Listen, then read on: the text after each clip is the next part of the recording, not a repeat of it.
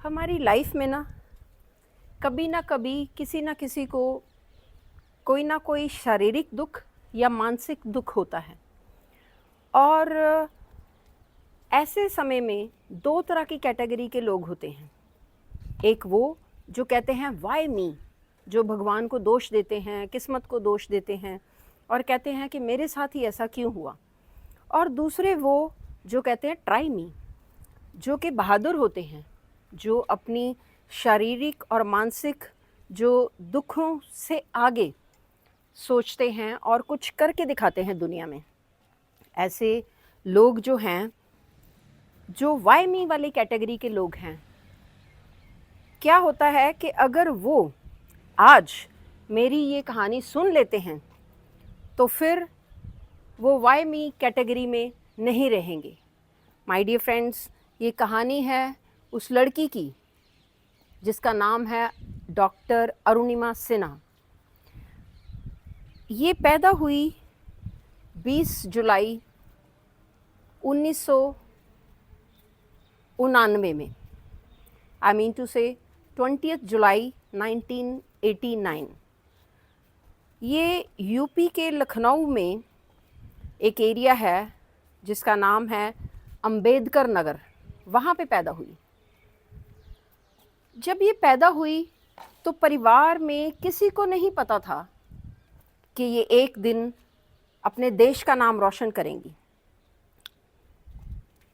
परिवार में किसी को नहीं पता था कि देश का नाम रोशन करेंगी और पूरी दुनिया में ये प्रसिद्ध हो जाएंगी। अब इनको खुद नहीं पता था जब तक ये 22 साल की थी कि इन्होंने कुछ ऐसा काम कर देना है जिसके कारण इनको राष्ट्रपति भवन में प्रेसिडेंट से, राष्ट्रपति उस टाइम पे थे प्रणब मुखर्जी, उनसे इनको पद्मश्री अवार्ड मिलेगा। इमेजिन करो, जब ये 22 साल की थी, इनको नहीं पता था कि 25 साल में इनको पद्मश्री अवार्ड मिलेगा। तो माय डियर फ्रेंड्स, ये देखो कि कभी भी इंसान कुछ भी कर सकता है। ज़िंदगी कभी भी कोई भी मोड़ ले सकती है, एक पक्का इरादा होना चाहिए। हुआ क्या, सबसे पहले तो ये जानो कि ये स्कूल और कॉलेज में कैसी विद्यार्थी थी। माय डियर फ्रेंड्स, ये विद्यार्थी थी ऐसी कि जो कि प्रथम आती है, पढ़ाई में भी और खेलों में भी। माय डियर फ्रेंड्स, खेलों में इनकी रुचि थी, फुटबॉल में, साइकिलिंग में और वॉलीबॉल में, और पढ़ाई में भी बहुत इंटेलिजेंट थी।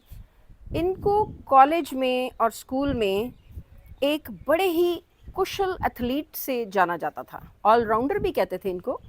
और हुआ ये कि जब ये लॉ की पोस्ट ग्रेजुएशन करने के बाद ये जा रही थी एग्ज़ाम देने के लिए, CISF एग्ज़ाम, जो कि होता है सेंट्रल इंडस्ट्रियल सिक्योरिटी फोर्सेस का। इन्होंने सोचा कि मैं ये एग्ज़ाम दे के और ये जॉब लेके सिक्योरिटी फोर्सेस की, तो मैं करूँगी ये जॉब और साथ साथ अपना शौक़ पूरा करूँगी खेलों का। शौक़ ही नहीं, इनके मन में था कि ये भारत के लिए जो है, भारत का नाम रोशन करेंगी ये वॉलीबॉल में, खेलों में अपना भाग लेके। तो माय डियर फ्रेंड्स, इन्होंने अब रिक्रूटमेंट जो होती है CISF की, उसके लिए इन्होंने एग्ज़ाम देना था। एग्ज़ाम होता है गुड़गांव में, और जो ट्रेन है लखनऊ से जाती है ट्रेन दिल्ली तक। तो लखनऊ में जो पद्मावत ट्रेन है, पद्मावत ट्रेन लखनऊ से दिल्ली जाती है, ये रात को चलती है। तो रात के टाइम 9 बजे चलती है, सुबह 6 बजे ये पहुंचा देती है दिल्ली। और ये बैठ गई ट्रेन में, और क्या हुआ कि ये जो है, जब ट्रेन में बैठी थी और 3 घंटे बाद इन्होंने सोचा चलो थोड़ी रेस्ट कर लेते हैं, ये लेट गई। 3 घंटे बाद ये बरेली स्टेशन आता है, तो बरेली स्टेशन से थोड़ी ही दूर इनकी ट्रेन गई। तो इन्होंने आंखें बंद करके, ये लेटी हुई थी, आपको पता ही है कि जब हम लेटते हैं सोने के लिए एकदम से नींद तो आती नहीं। तो ये सोच रही थी कि सुबह जो है ये एग्ज़ाम देंगी उसके बारे में, सिलेबस के बारे में थोड़ा दिमाग में चला रही थी, कौन सा सिलेबस, कौन सा क्वेश्चन आ सकता है, उसका कैसे आंसर लिखेंगे, तो थोड़ा ये चल रहा था। साथ साथ ये भी सोच रही थी कि अगर ये जॉब मिल जाती है CISF की, तो फिर ये अपनी मम्मा को सपोर्ट कर सकती हैं। तो ये सब इनके दिमाग में चल रहा था कि इनको लगा कि इनके गले में किसी ने हाथ डाला है। आंखें बंद थी, सोई नहीं हुई थी, और इन्होंने उसका हाथ पकड़ा, फिर आंखें खोली और उठ के बैठी, और फिर उसका कॉलर भी पकड़ लिया। एक लड़का था जो कि चाहता था कि इनकी चेन को खींच ले और रफू चक्कर हो जाए। अब चेन जो है वो इनकी माँ ने इनको दी थी, गोल्ड की तो थी, लेकिन इनको पता था कि उसमें सोने के साथ इनकी माँ का खून और पसीना, मेहनत और प्यार है। और एथलीट थी, कैसे हार मान लेती, कैसे जाने देती, ठीक है, अपनी चेन। और इन्होंने उसका मुकाबला किया और उसको धक्का लगाया और बोला कि कुछ कमाते क्यों नहीं हो तुम लोग ये चेन स्नैचिंग करते हो, तुम लोग मेहनत क्यों नहीं करते, ऐसा बोला। और उस लड़के को उसके जो ईगो है, ठीक है, उसको चोट लगी कि ये कैसे एक लड़की हमें ऐसा बोल सकती है। तो माय डियर फ्रेंड्स, फिर उस लड़के को गुस्सा आया कि ये चेन तो मैंने लेनी थी, पर ये लड़की तो मेरे साथ यहाँ पे शोर हो रहा है, सीन क्रिएट हो रहा है, तो ये लड़की जो है मुझे मेरे इरादों में, गलत गंदे इरादों में, जो कि उसकी चेन खींचनी, ठीक है, और चले जाना ऐसे, ठीक है, फ्री की मनी लेके, ये इरादे उसके कामयाब नहीं हुए। तो क्या किया उसने, उसके 2-3 दोस्त और आ गए। तो उन दोस्तों ने क्या किया, उन दोस्तों ने और इसने मिल के, 3-4 जने थे, अब 3-4 जनों के आगे तो इसकी जो है, जो कह सकते हैं कि एक लड़की जितनी भी बहादुर हो तो क्या कर सकती है, और ऐसे गंदे लोगों के साथ सामने, ठीक है, मुकाबला। तो उन्होंने इसको उठा करके चलती ट्रेन में से बाहर फेंक दिया, रेल की पटरी में फेंक दिया। माय डियर फ्रेंड्स, आप अंदाज़ा लगा सकते हो कि चलती ट्रेन में से किसी लड़की को इस तरह से धक्का देके उठा करके पटक दिया, ठीक है, ट्रैक पे, उसका क्या हाल होगा। उसकी स्पाइन की, उसकी पेल्विक की, उसकी टांगों की जो है वो हड्डियाँ टूट गई। आई मीन टू से कि काफ़ी बुरी तरह इंटरनल चोटें लगी, कुछ एक्सटर्नल चोटें भी लगी। अब ये जो है, अभी ये सोच ही रही थी कि मेरे साथ ये क्या हो गया, और दर्द के मारे इससे उठा हिला नहीं जा रहा था कि दूसरी साइड से एक रेलगाड़ी आई, और उस रेलगाड़ी ने इसकी जो लेफ़्ट बाईं लेग के ऊपर से वो निकल के चली गई, बाईं लेग को कुचल दिया बुरी तरह से। तो अब ये बहुत ज़्यादा दर्द के मारे, आप अंदाज़ा लगा ही सकते हो कि इतनी बुरी हालत हो गई इनकी, पहले ही गिरी हुई थी ऊपर से, ठीक है, ट्रेन से गिराया गया इसको, और उसके ऊपर से ट्रेन निकल गई। तो आप अंदाज़ा लगा सकते हो, हम शायद अंदाज़ा भी नहीं लगा सकते कि इनका दर्द कितना होगा। माय डियर फ्रेंड्स, तो खून से लथपथ ये ट्रेन की पटरियों पर पड़ी हुई थी, और रात का अंधेरा था। तो बरेली स्टेशन पे 1-1:30 बजे पहुंचती है ट्रेन, तो यहाँ पे थोड़ा इनको 2 बज गए होंगे जब ये गिरी। तो 2 बजे इतनी ज़ोर ज़ोर से चीख रही थी, रो रही थी, अंधेरा था, रेल की पटरियों में कोई इंसान दिखाई नहीं दे रहा था जो कि इनकी मदद के लिए आ सकता। तो क्या हुआ कि 7 घंटे, आप इमेजिन करो कि 7 घंटे ये वहाँ पे इसी हालत में पड़ी रही, और इस 7 घंटे में 49 ट्रेन्स जो हैं वो आसपास से गुज़रती रहीं, और इनको आवाज़ें आती रहीं कि ट्रेन आ रही है। और किसी भी टाइम इन्होंने सोचा कि आज मैं मर जाऊंगी, मैं नहीं बचूंगी, ये मेरी ज़िंदगी का हो सकता है कि ये आखिरी टाइम हो। लेकिन इसमें क्या हुआ कि जो इन्होंने सुबह 7 बजे, इतने में ये भी हुआ कि वो जो रेल की पटरियों पे क्या होता है कि चूहे होते हैं, जंगली चूहे होते हैं, उनको तो उनका जो है खाना मिल गया, जैसे कि इनकी जो ज़ख्मी टांग थी, तो ज़ख्मी टांग में वो आके जो है अटैक करने लग पड़े, जो जंगली चूहे होते हैं। तो उन्होंने क्या किया, इनके ऊपर अटैक किया, तो ये और ज़्यादा जो है दर्द से कराहने लगी। लेकिन हुआ वही कि सुबह जब होने के साथ, जब सुबह हुई, तब कुछ लोगों ने जो वहाँ पे डेफिकेशन के लिए आते हैं रेल की पटरियों में, तो तब उन्होंने इनको देखा और इन्होंने हॉस्पिटल इनको पहुँचाया, बरेली के डिस्ट्रिक्ट हॉस्पिटल में पहुँचाया। ये जो अपना भारत है, ये स्वच्छ भारत के नीचे ये जो एक इन्होंने स्टार्ट किया था कि टॉयलेट्स प्रोवाइड करने, ये किए इन्होंने स्टार्ट। 5 ईयर प्लानिंग थी, 5 ईयर प्लानिंग इनकी थी। जो महात्मा गांधी जी का बर्थडे होता है, तो 2 अक्टूबर 2014 को स्टार्ट किया और 2 अक्टूबर 2019 तक इन्होंने पूरे भारत में ये जो खुले में शौच ये बंद हो गया। अपने प्रधानमंत्री नरेंद्र मोदी जी ने ये एक बहुत ही अच्छा कार्यक्रम किया है।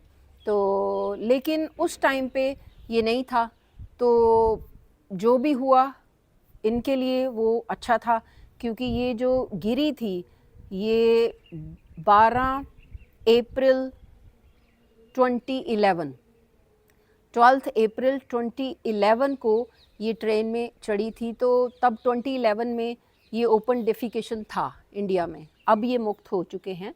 तो वो जो सुबह सुबह लोग विलेजर आए, ठीक है, उन्होंने इनको देखा कि ये ऐसी हालत में पड़ी हुई हैं और उन्होंने क्या किया कि इनको बरेली के डिस्ट्रिक्ट हॉस्पिटल में पहुंचा दिया।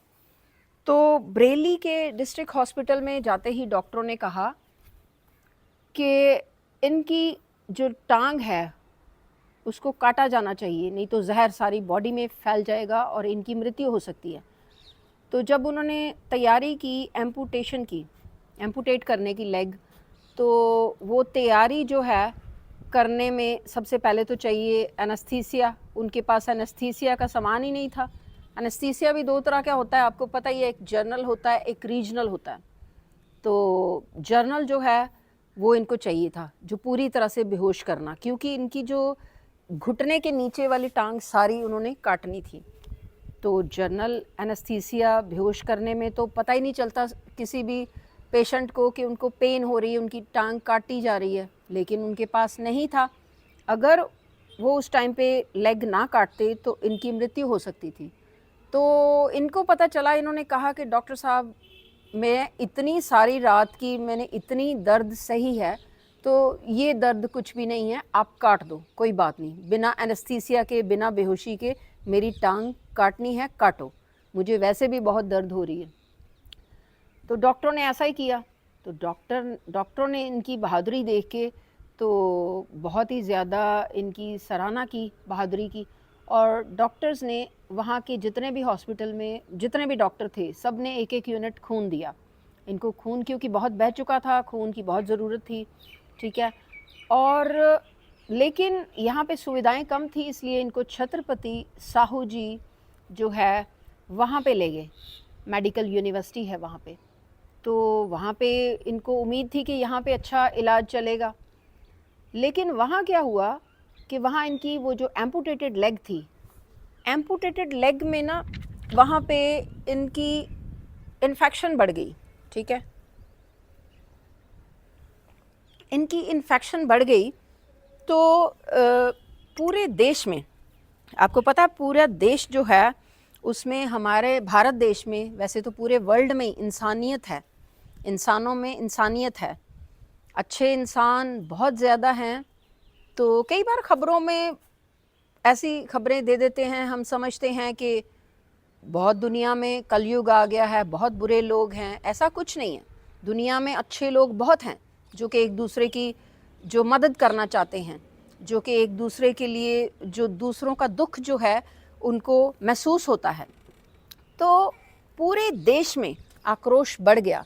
पूरे देश में जो देशवासी हैं उन्होंने रैलियां की, उन्होंने जो है पूरी सरकार को गुहार लगाई उन्होंने कहा कि इस लड़की की हेल्प करो, इसको, ये एक वॉलीबॉल की नेशनल लेवल प्लेयर रह चुकी है, ठीक है। और पूरे देश में जो दर्द जाग उठा और उन्होंने रैलियां की, जो टीवी वाले हैं टेलीविज़न में और जो न्यूज़पेपर वाले हैं उन्होंने भी पूरा इनकी लाइव कवरेज की कि देखो इनकी मदद करो, इनका क्या हाल हो रहा है, इनके साथ बहुत बुरा हुआ है। तो इस वजह से फिर इनको फाइनेंशियल सपोर्ट मिली, फाइनेंशियल सपोर्ट सरकार ने दी, यूपी सरकार ने और समाजवादी पार्टी ने 27 लाख दिए, और रेलवे वालों ने भी इनके साथ जो इनकी जो लीगल बैटल चली, रेलवे वालों ने इनको 7 लाख दिए। और देखो प्राइवेटली भी जो फर्म्स थी और प्राइवेटली जो अमीर लोग होते हैं जो कि अपनी काफ़ी दुनिया में अपना नाम कमाया होता है, मेहनत की वजह से वो काफ़ी अमीर होते हैं, और उन्होंने भी पर्सनली इनकी काफ़ी मदद की फाइनेंशियली। और ये जो उस टाइम पे अजय मेकन जी जो थे वो थे स्पोर्ट्स मिनिस्टर, और मिनिस्ट्री ऑफ यूथ अफेयर और स्पोर्ट्स वालों ने इनको प्रॉमिस किया कि ये जो है एम्स में इनका वर्ल्ड लेवल का बढ़िया से बढ़िया इलाज कराएंगे और बिल्कुल इनका जो है सारा खर्चा उठाएंगे। तो फिर इनको एम्स में ले जाया गया। एम्स में क्या हुआ कि इन्होंने 4 महीने लगाए। एम्स में 4 महीने का इनका ट्रीटमेंट चला, और फिर जो है थोड़ा सा इनको रिलीव मिला दर्द से, जैसे कि वहाँ पे अच्छा वर्ल्ड लेवल ट्रीटमेंट चल रहा था। और इन्होंने क्या किया कि उन्होंने कहा कि जैसे रूम्स में आते हैं, हेल्पर आते हैं, किसी को कहा कि मुझे न्यूज़पेपर ला के दो, तो न्यूज़पेपर पढ़ने लगी, और उसमें इन्होंने जो पढ़ा तो उसके बाद तो ये कहने लगी कि मुझे जीना ही नहीं चाहिए था, मुझे मर ही जाना चाहिए था। ऐसा क्या हुआ इनके साथ?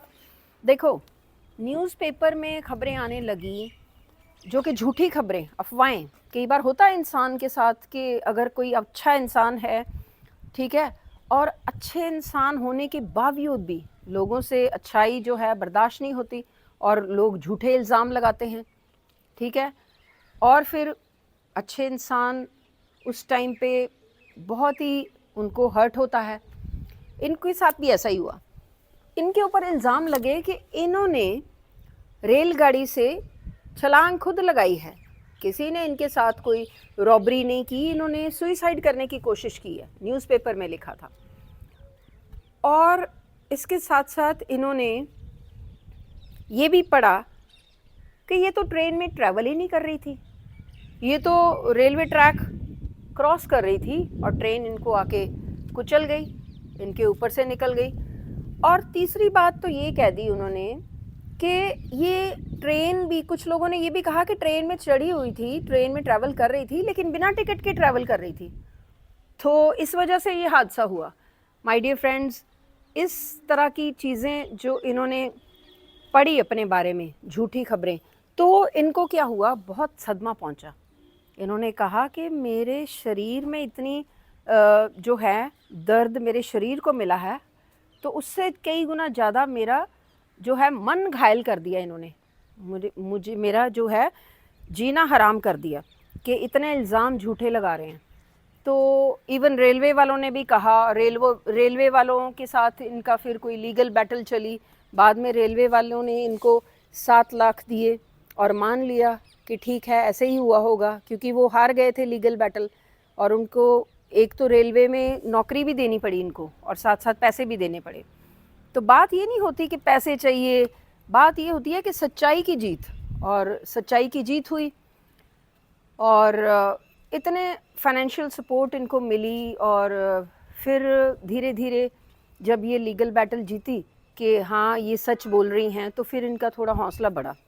लेकिन हॉस्पिटल के बेड पे पड़े हुए ही इन्होंने ठान लिया था कि मैं कुछ ऐसा करके दिखाऊंगी कि इन लोगों को और वो जो स्नैचर जो पूरी दुनिया में जो चेन स्नैच करते हैं, मैं सिर्फ वो 2-4 चेन स्नैचर के लिए नहीं मैं करूँगी, लेकिन पूरी दुनिया में जो स्नैचिंग करते हैं, फ्री के पैसे लेते हैं, उनको मैं मुंह तोड़ जवाब दूंगी। क्या करूंगी मैं कि मैं माउंट एवरेस्ट पे चढ़ के दिखाऊंगी। इनकी एम्पुटेटेड लेग थी, लेफ्ट लेग, और राइट लेग में भी रॉड्स पड़ी हुई थी, और पैल्विक और स्पाइन में भी थोड़ी इंजरी थी वो, जो कि ठीक हो गई थी। तो हॉस्पिटल से 4 महीने के इलाज के बाद एम्स में जब ये इनका इलाज ख़त्म हुआ तो सीधा बछेंद्री पाल के पास गई। ये होता है वुमेन एम्पावरमेंट, जो कि बछेंद्री पाल जी ने इनके लिए किया। वो भारत की पहली